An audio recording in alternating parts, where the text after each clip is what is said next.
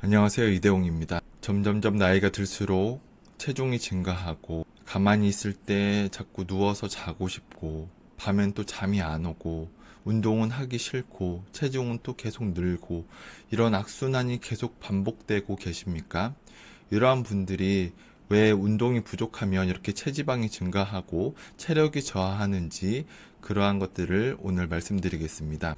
먼저 첫 번째로 지방 대사 효율성이 저하됩니다. 지방의 연소가 감소하는데 이렇게 되면 지방이 체내에 축적되기 쉽게 만드는 몸이 됩니다. 예를 들어서 요즘은 자동차의 기술이 좋아져서 하이브리드라는 전기와 휘발유를 가지고 이동을 하는 자동차가 나왔습니다.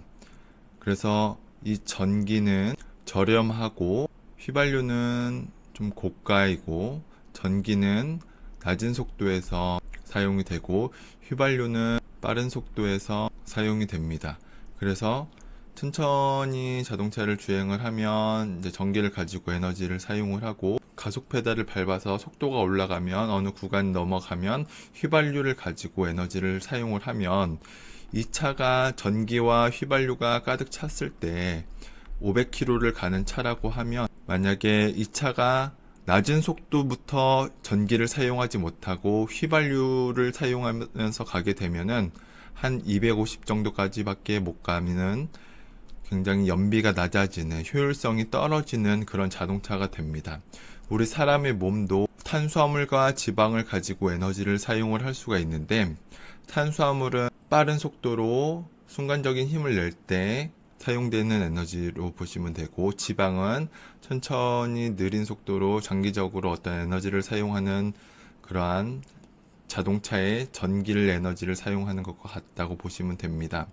그런데 일상생활에서 내가 낮은 속도로 천천히 하는 이런 일상생활에서조차 지방을 가지고 에너지를 사용을 하지 못하고 탄수화물만 가지고 에너지를 사용하는 몸으로 지방 연소가 떨어지는 몸이 되면 체지방이 늘어나는 그러한 몸이 될 수밖에 없겠죠. 그러면서 체력도 굉장히 떨어질 수밖에 없습니다. 금방 지칩니다.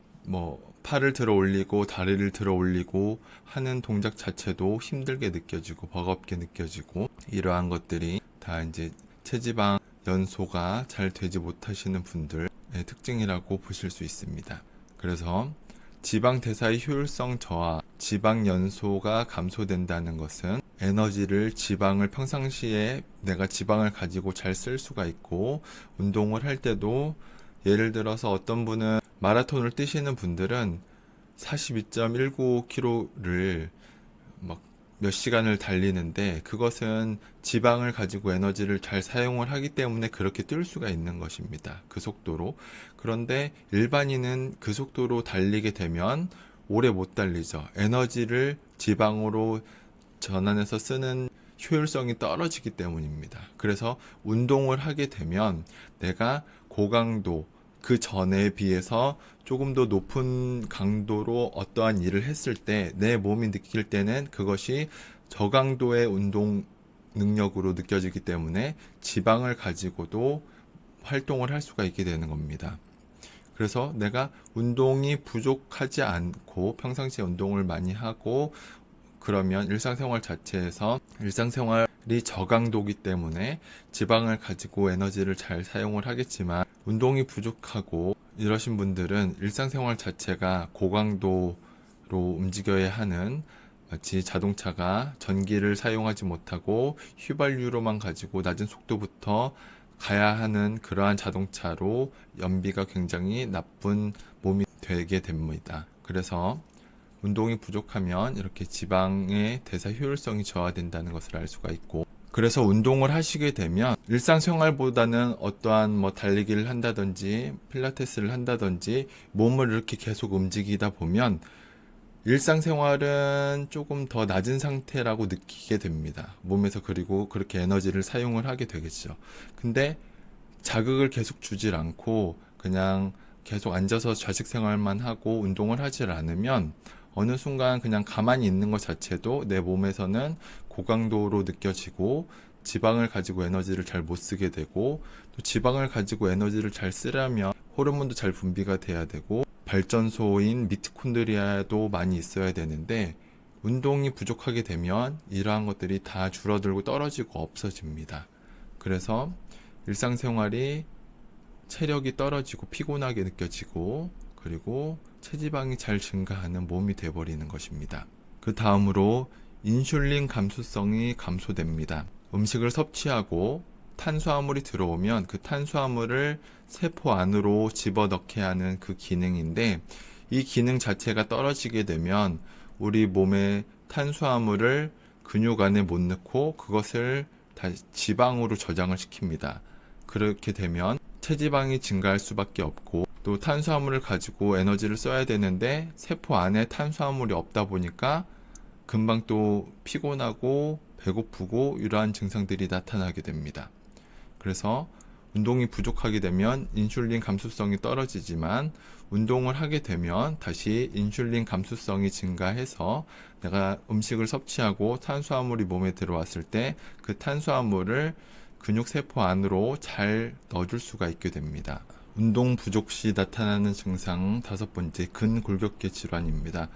먼저 첫 번째로는 만성 통증이 나타날 수 있습니다. 운동이 부족하게 되면 근육이나 인대가 약해지고 근력이 감소하게 됩니다.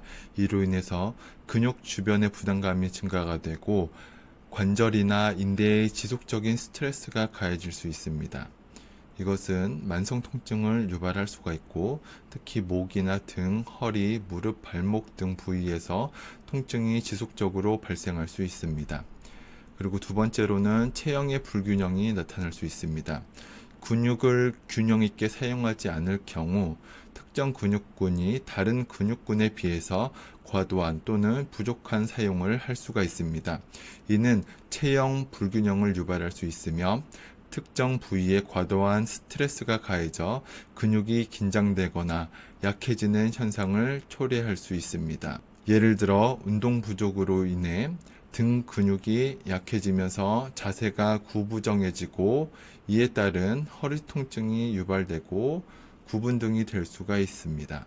근육의 기능의 평가를 통해서 운동을 해서 근골격계의 만성 통증을 없앨 수가 있고 우리 일상생활에서의 특정한 자세, 근육의 기능이 떨어지는 요인들로 인해서 나타나는 체형의 불균형, 특히 요즘 같은 스마트폰과 컴퓨터를 사용하게 된 시대에서부터 거북목이나 구분 등 이러한 것들이 많이 발생이 되고 있고 이러한 체형의 불균형도 운동을 하지 않으면 점점점 더 심해지고 운동을 하게 되면 더 바른 자세를 가질 수가 있고 체형의 불균형을 예방 또는 개선을 할 수가 있습니다.